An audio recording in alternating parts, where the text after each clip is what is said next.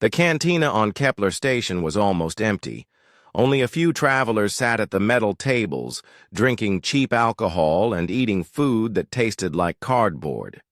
The lights were dim and the air smelled of fuel and sweat. Jake Morrison sat alone at the bar. He was a big man with rough hands and scars on his face. His clothes were old but clean. Most people who saw him thought he was just another cargo hauler looking for work. They were wrong. Katie Blake wiped down glasses behind the bar. She was young, maybe 25, with short brown hair and kind eyes. She had been working at the cantina for 2 years and had seen many travelers come and go. But Jake was different. He came in every few weeks, always ordered the same drink, and always stared at his watch. The watch was old. It had a metal case and a leather strap that was worn from years of use. The face was white with black numbers. But the strange thing was that it never moved. The hands stayed in the same place, 14 hours, 23 minutes, and 7 seconds. Katie had been curious about the watch for months. Tonight she decided to ask. "That's an interesting watch," she said, pouring Jake another whiskey. "Does it work?" Jake looked up at her. His eyes were blue but cold, like winter ice. For a moment, Katie thought he would not answer. Then he spoke. "It stopped when they took her," Jake said. His voice was quiet but hard. "It starts when I make them suffer." Katie felt a chill run down her back. She had heard many sad stories in the cantina, but something about Jake's words scared her. "Who took who?" she asked softly. Jake took a long drink of his whiskey. He looked at the watch again, then at Katie. Maybe it was the alcohol, or maybe he was tired of carrying the story alone. He began to talk. "Her name was Lisa," Jake said. "Lisa Morrison. She was my wife." 3 years ago, Jake had been different. He was happy then. He ran a small cargo ship called the Wanderer. It was not much to look at, but it was his. He carried food, medicine, and tools between the human colonies on the outer rim. The work was honest and peaceful. Lisa was a scientist. She studied aliens, the friendly ones. She wanted to learn how humans could live with other species without fighting. She had long red hair and green eyes that lit up when she talked about her work. She believed that all thinking beings could be friends if they just tried to understand each other. They had been married for 5 years. Every morning, Jake would wind his grandfather's old watch and check the time. Lisa would laugh and tell him he could just use the ship's computer, but Jake liked the old watch. It reminded him of Earth, of his family, of simpler times. The Wanderer was not a warship. It had no weapons, no shields, no armor. Why would it need them? The outer rim was peaceful. The human colonies traded with each other and with the friendly alien species. There had been no wars for over 20 years. That was before the hegemony came. Jake had heard rumors about them. They were an alien empire from the far side of the galaxy. They conquered worlds and enslaved the people who lived there. But the outer rim was far from their territory. The humans thought they were safe. They were wrong. It happened on a Tuesday. Jake and Lisa were traveling from New Texas to Haven Colony. The trip should have taken 3 days. They were halfway there when the ships appeared. Jake had never seen anything like them. They were huge, black, and shaped like knives. They moved without sound through space. There were 5 of them, surrounding the little Wanderer like wolves around a rabbit. "Unknown vessel," a voice said over the radio. The words were in English, but the accent was strange and cold. "You will stop your engines and prepare to be boarded. Jake's hands shook as he reached for the controls. "This is the merchant ship, Wanderer," he said. "We're carrying medical supplies to Haven Colony. We're not armed." "Your cargo is of no interest to us," the voice replied. "We require specimens." Lisa grabbed Jake's arm. "Specimens?" she whispered. "What do they mean?" Jake did not answer because he already knew. He had heard the stories from the core worlds. The hegemony did not just conquer planets. They took people. They used them for experiments, for slave labor, for things that Jake did not want to think about. "Run," Lisa said. "We have to run." But there was nowhere to go. The hegemony ships were faster and stronger. When Jake tried to turn the Wanderer away, bright beams of energy hit the ship. The engines died. The lights went out. Emergency power kicked in, but it was too late. The aliens came aboard through the cargo bay.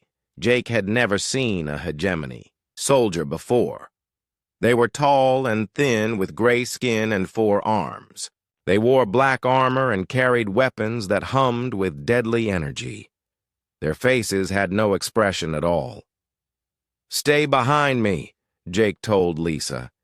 He had an old pistol in his belt, but he knew it would not help against their armor. The leader of the soldiers looked at them with large, dark eyes. "2 specimens," it said in that cold voice. "Adult human male and female, both healthy. The female shows signs of scientific education." "We're citizens of the human republic," Jake said. "You have no right to take us." The alien tilted its head. "Rights are for those with power," it said.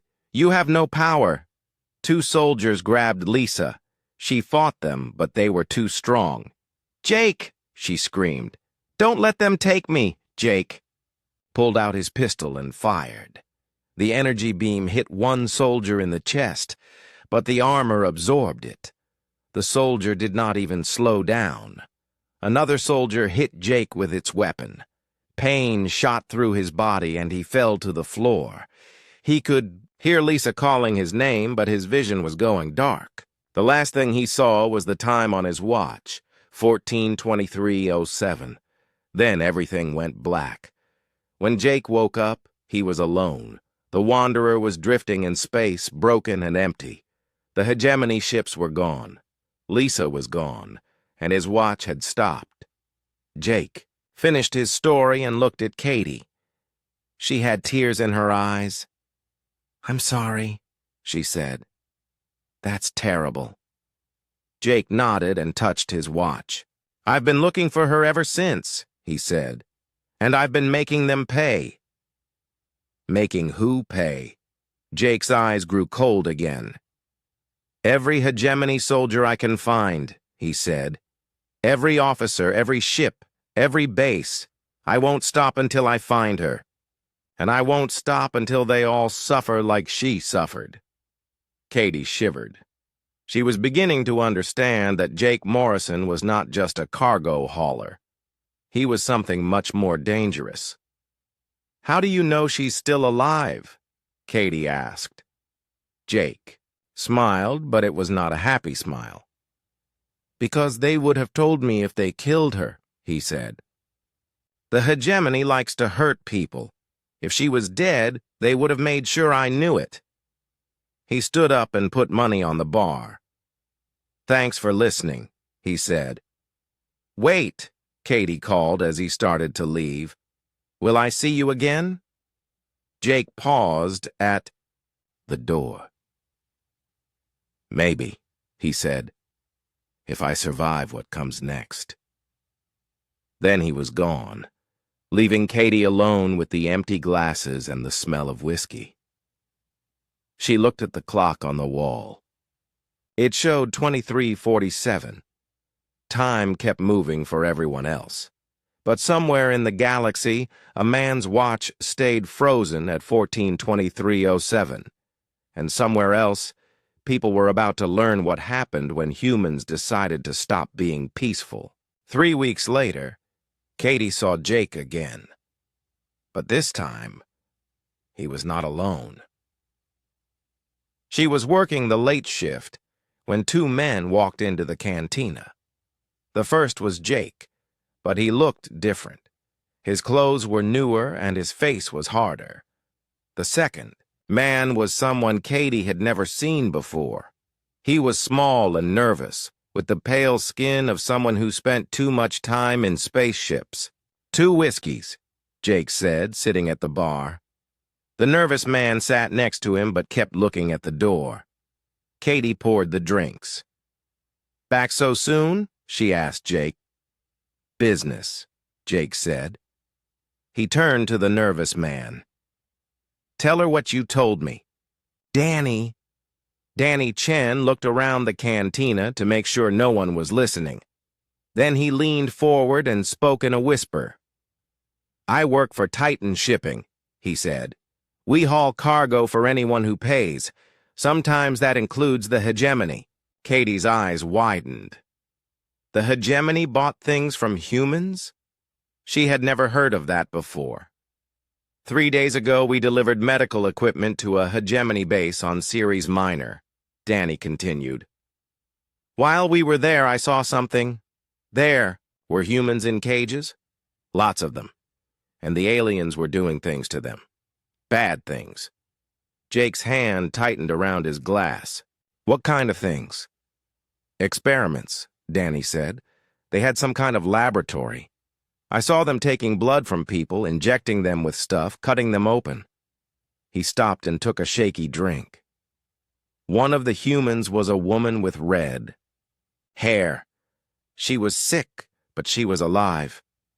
Katie looked at Jake. His face had gone very pale. Red hair? He asked.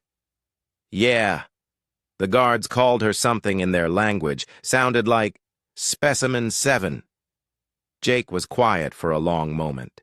Then he reached into his jacket and pulled out a small device. It looked like a data pad, but Katie could see it was much more advanced than anything she had ever seen. This is the base? Jake asked, showing Danny a star map on the screen. Danny nodded. That's it. But listen, you can't just go there. It's heavily guarded. They have patrol ships, defense platforms, the works. It would be suicide. Jake smiled. It was the same cold smile Katie had seen before. Danny, he said, you don't know what I've been doing for the past 3 years. After Danny left, Katie stayed to close the cantina. Jake remained at the bar, staring at his watch and working on his data pad. The device showed plans, maps, and information that Katie did not understand. What is all that? She asked. 3 years of work, Jake said. Do you know what I was before I met Lisa? Katie shook her head. I was in the Army, Special Forces. I fought in the border wars against the pirates. I know how to kill people, Katie. I know how to break things and blow things up. But when I married, Lisa, I gave all that up. I wanted to be peaceful, like her. He touched his watch again. When they took her, I remembered who I used to be. But I also learned new things.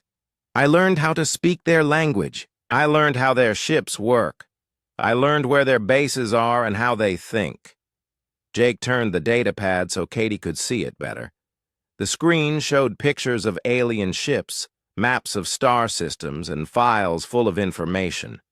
I've been hunting them for 3 years, Jake said, not just killing them, studying them, learning from them. Every base I hit, every ship I destroy, I take their computers, I take their files, I learn their secrets. Katie stared at the information. There were hundreds of files, thousands of pictures. It would have taken years to collect all of this. You've been doing this alone? She asked. Mostly. But I've made some friends along the way. Other people who lost family to the hegemony. Pirates who hate aliens, soldiers who want to fight. We're not an army, but we're enough. Jake closed the data pad and looked at Katie. The hegemony thinks humans are weak because we're peaceful. They think we're stupid because we care about each other. They're wrong about both. What do you mean? Humans are peaceful by choice, not because we have to be. And we're not stupid. We're patient. We wait, we learn, we plan. Then we strike. Jake showed Katie another screen on his data pad.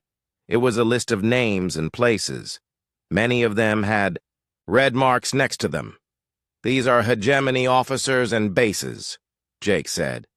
The red marks are the ones I've already dealt with. Commander Vextar, dead. Captain Morden, dead. The slave processing center on Rigel 7, destroyed. The weapons depot at Wolf Station, blown up. Katie counted the red marks. There were dozens of them. You did all this by yourself? Not by myself. But I planned it all. Humans are good at planning, Katie. We think about the future, we prepare for problems. The hegemony doesn't understand that about us. Jake touched one name on the list that did not have a red mark yet. General Corthan. He's the one who ordered the raid on my ship. He's the one who took Lisa. He's next. Where is he? Ceres Minor. The same base where Danny saw the woman with red hair. Jake's eyes were bright with anger. I'm going to get her back, Katie, and I'm going to make Corthan pay for every day she's been in that place. Katie felt scared, but also excited. She had lived her whole life on space stations and trade ships. Nothing interesting ever happened to her. Now she was talking to a man who was fighting a war against aliens. Can I help? She asked. Jake looked, surprised. This isn't a game, Katie. People die in war. If you come with me, you might not come back. I know, Katie said. But you're fighting for something important. You're fighting to save people. That matters more than being safe. Jake studied her face for a long moment. Then he nodded. Okay. But if you're coming with me, you need to understand something. The man who ran a cargo ship and believed in peace. He's dead. He died the day they took Lisa.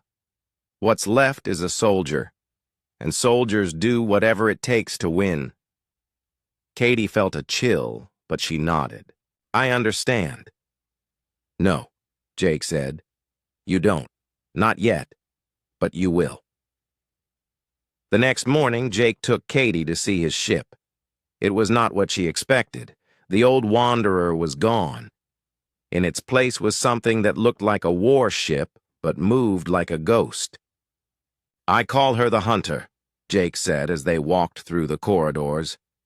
She's fast, quiet, and very dangerous. The ship had everything Jake needed for his war against the hegemony. There were weapons that could punch through alien armor. There were computers that could break alien codes. There were medical facilities for treating the people he rescued. In the cargo bay, Katie saw boxes of supplies. But these were not the kinds of things a merchant would carry. These were military supplies. Weapons, explosives, equipment for war. Where did you get all this? Katie asked. Some of it I bought. Some of it I stole. Some of it I took from dead. Aliens? Jake opened one of the boxes. Inside were hegemony weapons, still in working condition. The aliens make good equipment. Too bad they're not smart enough to keep it away from us. Jake showed Katie the ship's computer system. It was connected to a network of other humans who were fighting the hegemony. Some were ex-soldiers like Jake. Others were smugglers, pirates, or rebels. They shared information and helped each other plan attacks. This is bigger than just you, Katie said. Much bigger.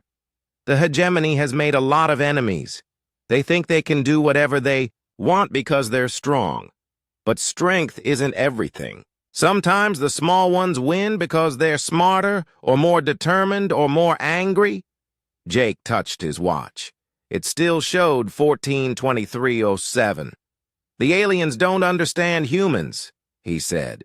They think we're like them, that we only care about ourselves. They don't understand that when you hurt one of us, You make enemies of all of us. They took my wife, but they also gave me a reason to never stop fighting." Katie looked at the frozen watch. "When will it start again?" Jake's face was hard as stone. "When I find Lisa, when I make them pay for what they did, when the last hegemony ship burns in space." He looked at Katie. "When justice is done." The hunter was ready to leave. Jake had spent weeks planning the attack on Ceres Minor. He knew where the guards were, when the shifts changed, how to get inside without being seen. He had help from other rebels who would create distractions while he went after Lisa. As they prepared to depart, Jake gave Katie a weapon and taught her how to use it. "Stay close to me," he said. "Do what I tell you. Don't try to be a hero." But Katie could see in his eyes that Jake himself was planning to be exactly that.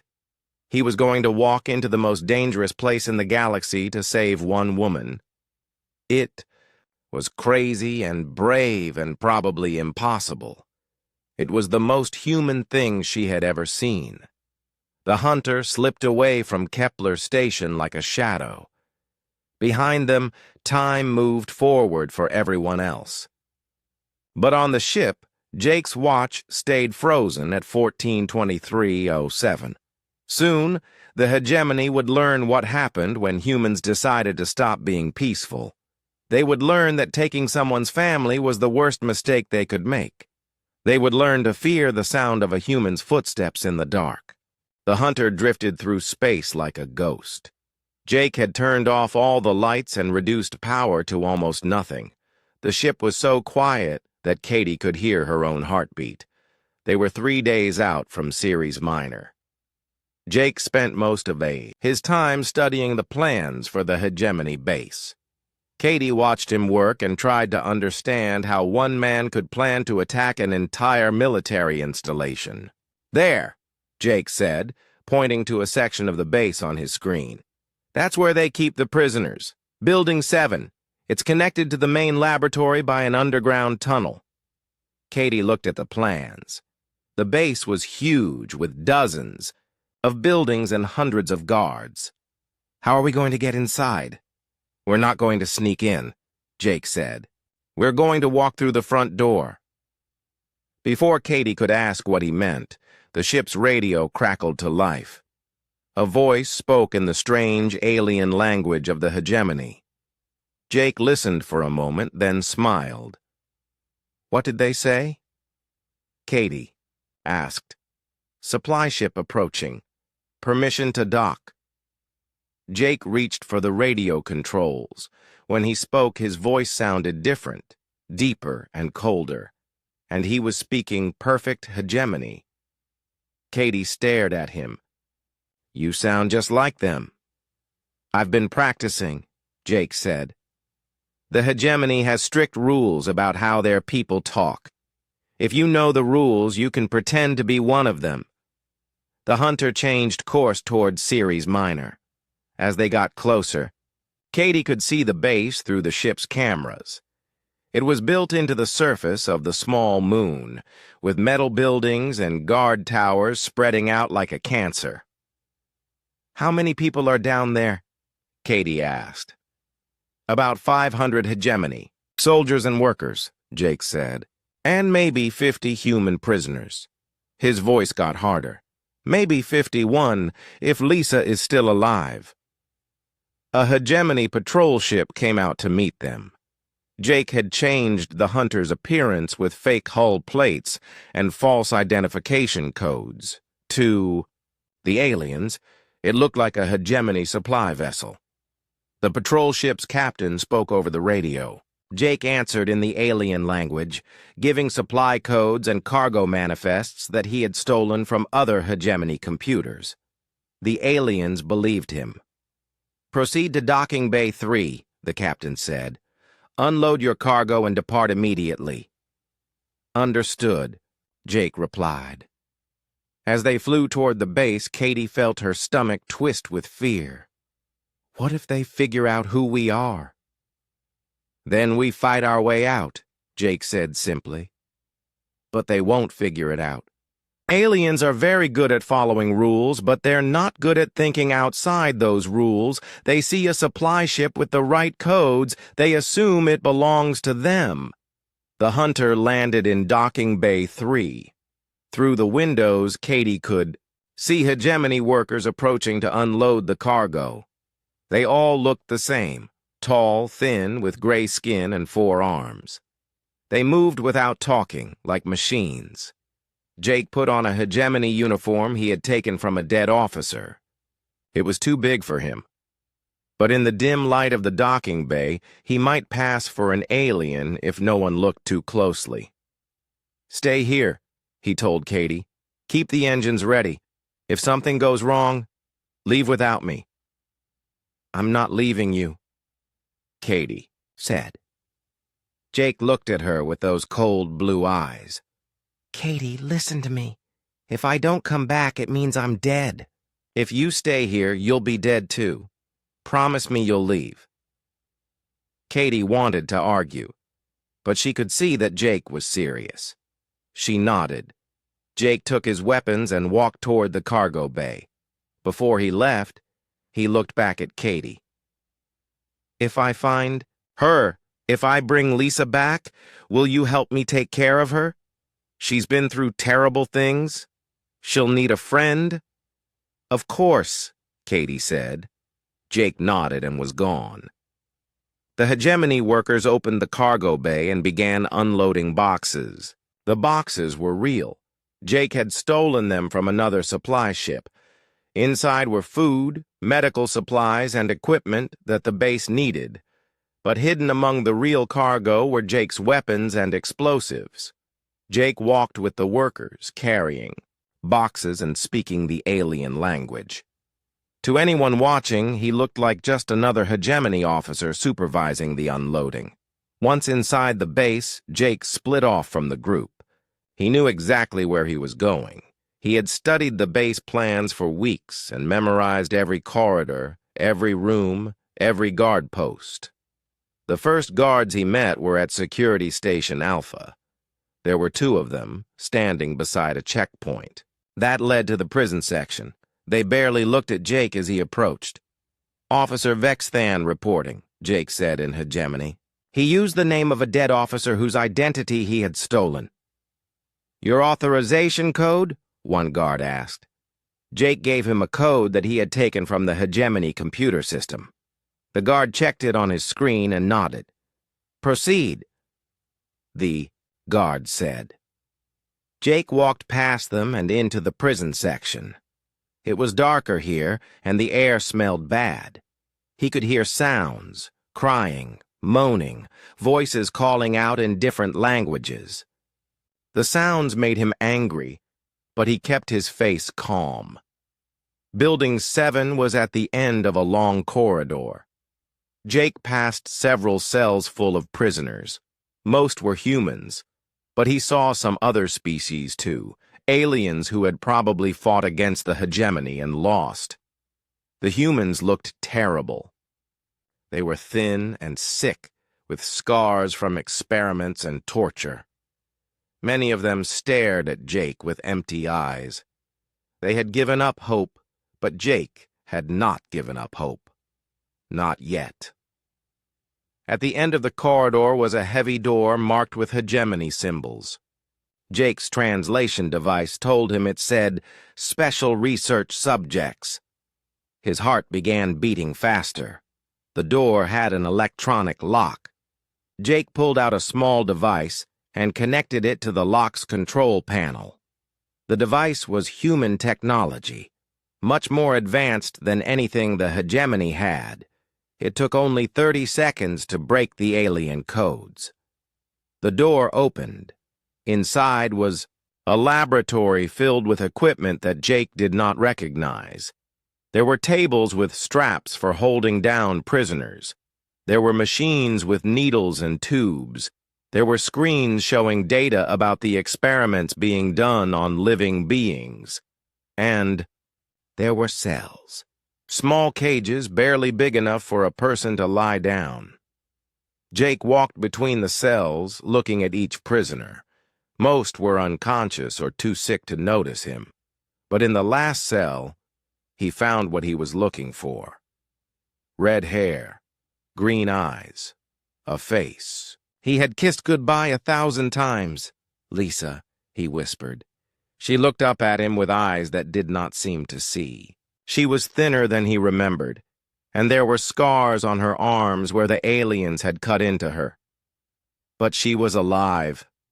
"Lisa, it's me. It's Jake." She blinked slowly. "Jake?" Her voice was so quiet he could barely hear it. "You're not real. You're just another dream." Jake's hands shook as he worked on the lock of her cell. "I'm real, Lisa. I'm here to take you home." The lock opened, and Jake reached for his wife. When he touched her, she pulled away in fear. "Don't hurt me," she said. "I told them everything I know. I can't tell them any more." Jake's heart broke. They had tortured her for information about human colonies, about Earth, about everything she knew, and she had told them because no one could resist torture forever. "Lisa, look at me," Jake said gently. "I'm not one of them. I'm your husband. I came to get you." Slowly, Lisa's eyes focused on his face. "Jake? Is it really you?" "It's me," he said. "We're going home." But as Jake helped Lisa stand up, alarms began blaring throughout the base. Red lights flashed and hegemony voices shouted over the communication system. "Intruder in Section 7! All guards to Section 7 immediately!" Jake cursed. Someone had discovered that he was not really a hegemony officer. Maybe the real officer. Vexthon had been found dead. Maybe his false codes had been checked too carefully. It did not matter now. "Can you walk?" Jake asked Lisa. "I think so," she said, but her legs shook when she tried to stand. Jake put his arm around her and helped her toward the door. Behind them, he could hear the other prisoners calling out, begging not to be left behind. Jake stopped. He looked at Lisa, then at the other cells. There were 12 prisoners total, all of them humans, all of them looking at him with desperate hope. "We can't carry them all," Lisa said weakly. "They'll catch us." Jake knew she was right. The smart thing to do was to take Lisa and run. That was why he had come here. But looking at those faces, he could not do it. "Stand back," he told the prisoners. Jake pulled out one of his weapons and began shooting the locks off the cells. The alien metal melted under the energy beams. One by one, the cell doors opened. "Anyone who can walk, come with me," Jake said. "Anyone who can't, hide and wait for help." 8 of the prisoners could stand. 3 were too sick to move. Jake hated leaving them, but he had no choice. The sound of running footsteps echoed through the corridors. The hegemony guards were coming. Jake led the group of prisoners toward the exit, half-carrying Lisa. Behind them, alien voices shouted orders and threats. The hunt had begun. But Jake Morrison was no longer the peaceful cargo hauler who had lost his wife 3 years ago. He was a soldier again, and soldiers knew how to fight their way out of impossible situations. The hegemony was about to learn why humans had survived and spread across the galaxy despite being smaller and weaker than most other species. They were about to learn that humans were dangerous not because they were strong, but because they were smart, stubborn, and absolutely refused to give up. Jake's watch still showed 14:23:07, but for the first time in 3 years, he thought he could hear it starting to tick. The corridors of the hegemony base filled with the sound of energy weapons and running feet. Jake led the group of escaped prisoners through the maze of metal hallways, his arm supporting Lisa as she struggled to walk. "Left here," Jake said, checking his mental map of the base. Behind them, alien voices grew louder. The guards were getting closer. One of the other prisoners, a young man named Pete Adams, stayed close to Jake's side. "How did you get in here?" Pete asked. "Are there others coming to help us?" "Just me," Jake said. "And one friend waiting at the ship." Pete's face went pale. "Just you? Against 500 hegemony soldiers?" Jake turned a corner and saw what he was looking for, a maintenance shaft that led to the upper levels. "Sometimes one person is enough," he said. "Help me get this open." Pete and another prisoner pulled the cover off the shaft while Jake watched the corridor behind them.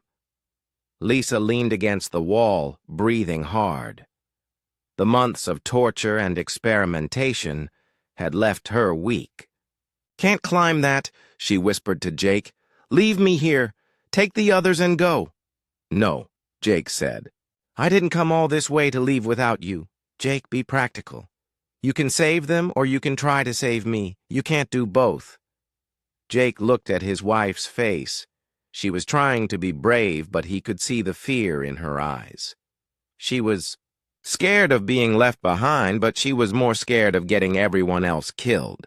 "Lisa," Jake said, "do you remember what you told me on our wedding day?" "What?" "You said that humans are stronger together than apart. You said that we don't leave each other behind no matter what." Jake lifted her up and helped her into the maintenance shaft. "I believed you then, and I believe you now." One by one, the prisoners climbed into the shaft. Jake went last, sealing the cover behind them just as hegemony guards rounded the corner. The shaft was narrow and dark. Jake had to crawl, pulling Lisa along beside him. Behind them, he could hear the guards discovering the maintenance cover. "They're in the ventilation system," an alien voice said. "Seal all exits. Search every shaft." Jake reached a junction in the shaft system. According to his mental map, one direction led to the docking bay where Katie was waiting. The other led to the base's main power station. "This way," Pete whispered, pointing toward the docking bay. "No," Jake said. He pulled out one of his explosive devices. "This way." "Where are you going?" Lisa asked. "To give us a better chance," Jake said. "The power station is the heart of this base. If I can destroy it, most of their systems will shut down. No lights, no communications, no security doors." "That's suicide," Pete said. "You'll never make it back to the ship." Jake looked at the explosive in his hand. It was powerful enough to destroy half the base, but someone would have to stay behind to set it off manually. "Jake," Lisa said softly. "No." "It's the only way," Jake said. "If I don't destroy that power station, they'll track us down before we can escape. Katie will take you home." Lisa grabbed his arm with surprising strength. "I won't lose you again. I can't." Jake stared at her. For 3 years he had dreamed of finding her, of hearing her voice again. Now she was here, alive, and he was about to leave her again. "There has to be another way," he said. "There is," said a new voice from the darkness. Jake spun around, weapon ready, but the person crawling toward them through the shaft was not a hegemony guard. It was Katie. "What are you doing here?" Jake demanded. "I told you to stay with the ship." "I got bored," Katie said with a grin. "Besides, I figured you might need help." She held up her own explosive device. "I can blow the power station. You get everyone to the ship." "Absolutely not," Jake said. "You don't know how to—" "Jake," Katie interrupted. "I've been watching you for months. I know how to set a timer on a bomb. And I know you need to be with your wife right now." Jake wanted to argue, but he could hear the hegemony guards getting closer. They were running out of time. "Please," Lisa said. "Let her do it. I need you with me." Jake looked at Katie's determined face. then at Lisa's frightened one. For the first time in 3 years, he had to choose between his mission and the people he cared about. "Okay," he said finally. "But—" "Katie, you set that timer for 60 seconds and you run. Don't try to be a hero." "I won't," Katie lied. Jake gave Katie the directions to the power station. Then he led the other prisoners toward the docking bay. As they crawled through the dark shaft, he could hear Lisa crying softly. "What's wrong?" he asked. "I told them things," Lisa whispered, "about the human colonies, about Earth. They hurt me until I talked. How many people died because of what I said?" Jake stopped crawling and turned to face her. "Lisa, listen to me. You are not responsible for what they did with that information. You survived. That's what matters. But the colonies are defended now. The information you gave them helped us prepare for their attacks. You saved more lives than you cost." It was not entirely true, but it was what Lisa needed to hear. Jake had learned during his 3 years of war that sometimes a kind lie was better than a cruel truth. They reached the exit to the docking bay. Jake could see the hunter waiting in the dim light. But there were also 6 hegemony guards between them and the ship. "Stay here," Jake told the prisoners. "When I give the signal, run for the ship." Jake dropped down from the ventilation shaft. The guards saw him immediately and raised their weapons, but Jake was faster. He had been fighting aliens for 3 years, and he knew their weaknesses. Hegemony soldiers were strong and well-armed, but they were not creative. They followed their training exactly, which made them predictable.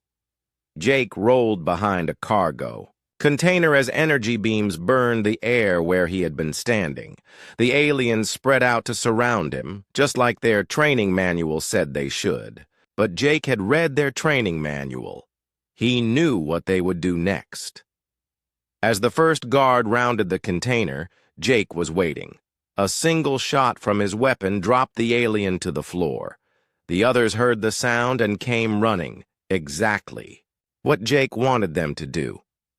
One by one, Jake picked them off.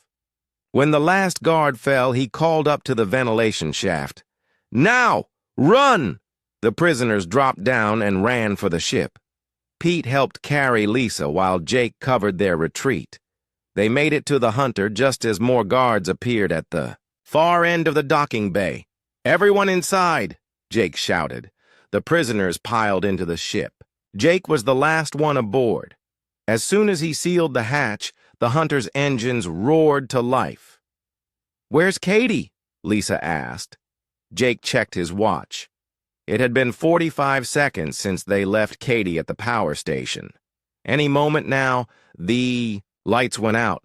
Emergency power kicked in a second later, but half the base's systems were down. In the darkness and confusion, the hunter lifted off and flew toward the exit. "Katie should be coming back by now," Pete said. Jake tried to raise Katie on the radio, but there was no answer. His stomach twisted with worry. "Take us back," Lisa said. "We have to get her." "I can't," Jake said. "She's on the other side of the base. By the time we get there, the guards will be waiting for us." Through the ship's cameras, Jake could see the hegemony base shrinking behind them. Somewhere in that maze of metal and darkness, Katie was trying to find her way to safety, or maybe she was already dead. Jake's hands shook as he piloted the ship away from Ceres Minor. He had found Lisa. He had rescued 8 other prisoners. It should have felt like a victory. Instead, it felt like failure. She knew what she was doing. Lisa said softly, taking Jake's hand. "She chose to help us." "I should have protected her," Jake said. "I should have found another way." "Jake," Lisa said, "you can't save everyone. You can only do your best and hope it's enough. As they reached the edge of the Ceres system, Jake looked back one more time. The hegemony base was a tiny speck of light in the darkness, but even at this distance, he could see explosions starting to bloom across its surface. Katie had done more than just destroy the power station. She had sabotaged the weapons depot, the communications array, and the main computer core. The entire base was coming apart. Maybe she had escaped in the chaos. Maybe she was hiding somewhere, waiting for rescue. Jake wanted to believe that, but his soldier's instincts told him the truth. Katie Blake was dead. She had died so that Lisa and the others could live. Jake looked at his watch. For a moment, he thought he saw the second hand twitch. But when he looked again, it was still frozen at 14:23:07. "Where do we go now?" Pete asked. Jake set course for the nearest human colony. They would need medical attention, food, and time to recover from their ordeal. But Jake's war against the hegemony was far from over. "We go home," Jake said. "And then we make them pay for every person they've hurt." Lisa squeezed his hand. "Jake, maybe it's time to stop fighting. Maybe it's time to just live." Jake looked at his wife's scarred face, then at the other prisoners who were finally free. He thought about Katie, who had given her life for people she barely knew. He thought about all the other humans still trapped in hegemony prisons across the galaxy. "Not yet," he said. "There are still people who need help." Lisa nodded sadly. She understood.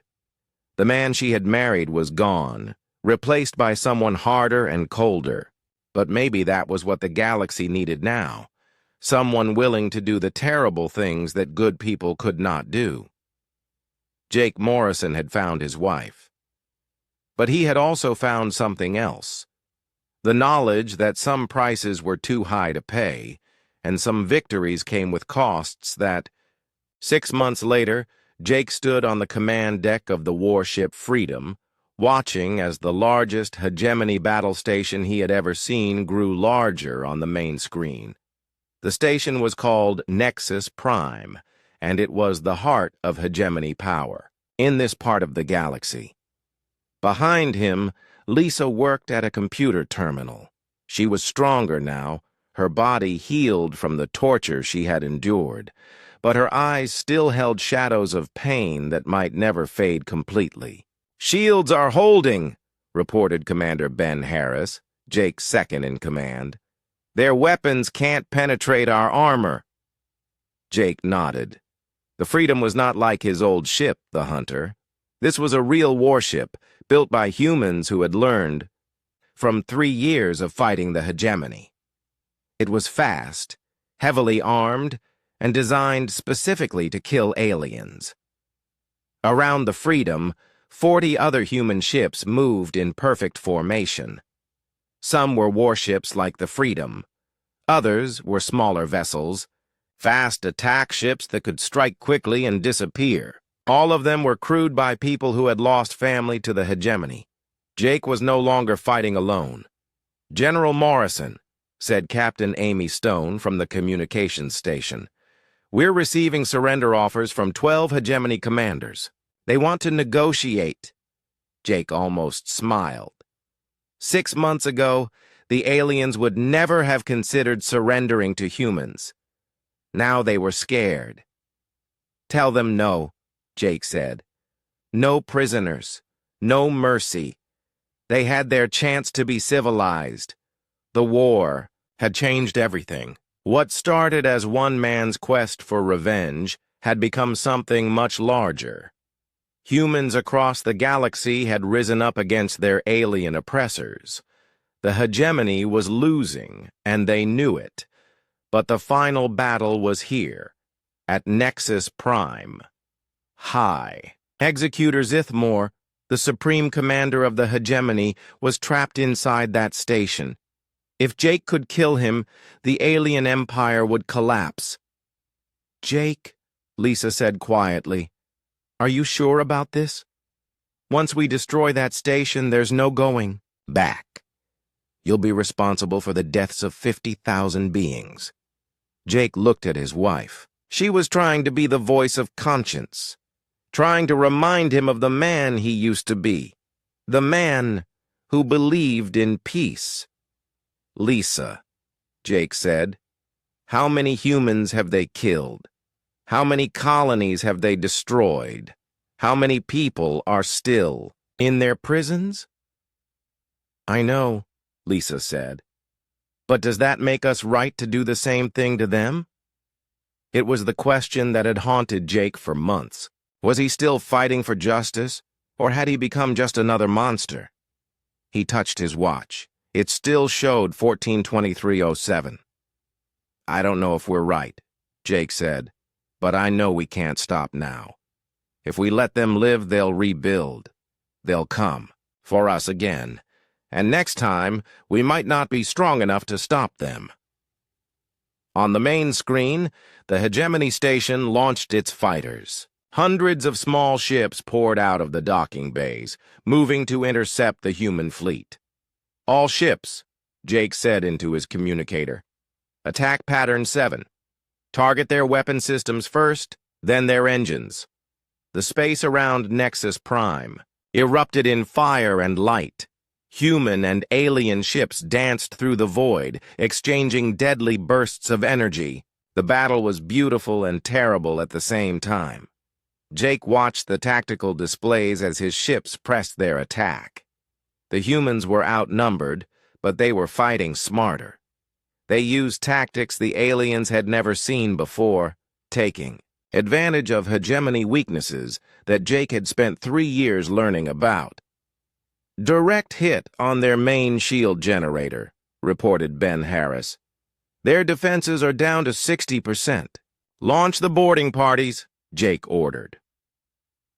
Special assault teams left the human ships in small craft, heading for weak points in the station's hull.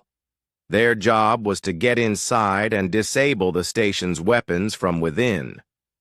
Jake wanted to lead one of those teams himself. He wanted to find Zithmore and kill him with his own hands. But Lisa had made him promise to stay on the ship. "You're a general now," she had said. "Generals don't fight on the front lines. They command battles and keep their people alive." It was hard to watch others do the fighting while he stayed safe on the command deck. But Jake had learned that leadership meant making hard choices, even when those choices hurt. "Boarding Party Alpha has reached the station," reported Amy Stone. "They're encountering heavy resistance." "Boarding Party Beta is inside the shield control room," said another voice, "attempting to shut down their defenses." The battle raged for 2 hours. Ships on both sides were destroyed, their crews dying in the cold vacuum of space. But slowly, the humans gained the upper hand. "This is Boarding Party Alpha," came a voice over the radio. "We found him. We found Zithmore." Jake's heart raced. After 3 years of hunting, the alien who had ordered Lisa's capture was finally within reach. "Are you taking him prisoner?" Amy asked. There was a pause. Then the voice came back, hard and cold. "Negative. Zithmore is dead. Repeat, the High Executor is dead." Jake felt something strange happen inside his chest. For 3 years he had dreamed of this moment. He had imagined killing Zithmore himself, making the alien pay for every day of pain he had caused. But now that it was over, Jake felt empty. The anger that had driven him for so long was suddenly gone, leaving nothing behind. "Jake," Lisa said, putting her hand on his arm. "It's over." "Is it?" Jake asked. "There are other hegemony leaders, other stations, other—" "Jake," Lisa said more firmly, "look at your watch." Jake looked down at his wrist. For a moment he did not understand what he was seeing. Then his eyes widened. The second hand was moving. Tick, tick, tick. After 3 years, 4 months, 6 days, and 11 hours, Jake's watch was running again. "How?" he whispered. "You kept your promise," Lisa said. "You made them suffer. You made them pay. But more than that, you saved people. You gave hope to humans across the galaxy. You turned victims into fighters." Jake stared at the moving hands of his watch. It was 20:15:22 now. Time was moving forward again. "The station is surrendering," reported Ben Harris. "They're remaining. Ships are standing down." "What are your orders, General?" asked Amy Stone. Jake looked around the command deck at the people who had followed him into battle. They were waiting for him to tell them what to do next. They trusted him to make the right choice. "Secure the station," Jake said. "Treat any wounded, both human and alien. Set up medical facilities for the prisoners we're going to find inside." "What about the hegemony survivors?" Ben asked. Jake thought about that for a long moment. The easy thing would be to kill them all. It would be justice for all the humans who had died, but Lisa was right. If he did that, he would become the same kind of monster as Zithmore. "The ones who committed war crimes will be tried and punished," Jake said.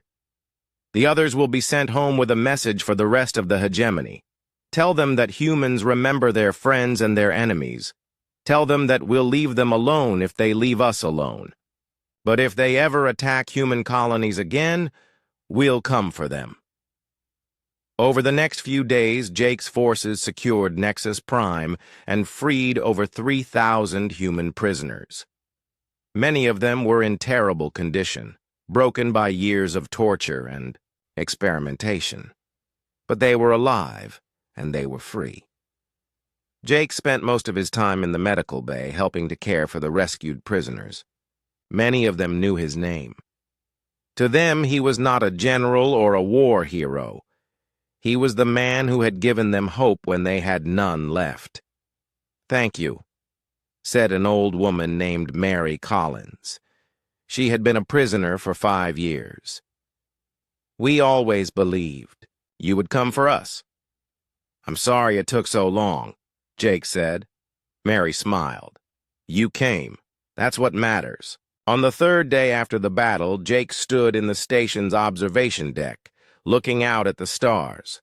His watch showed the correct time now.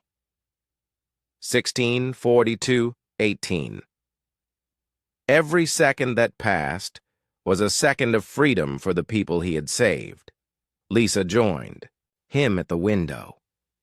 She looked healthier now, more like the woman he had married years ago, but she was different too. Stronger, tougher. The war had changed them both. "What happens now?" she asked. "Now we go home," Jake said. "We help people rebuild. We make sure this never happens again." "And us? What happens to us?" Jake took Lisa's hand.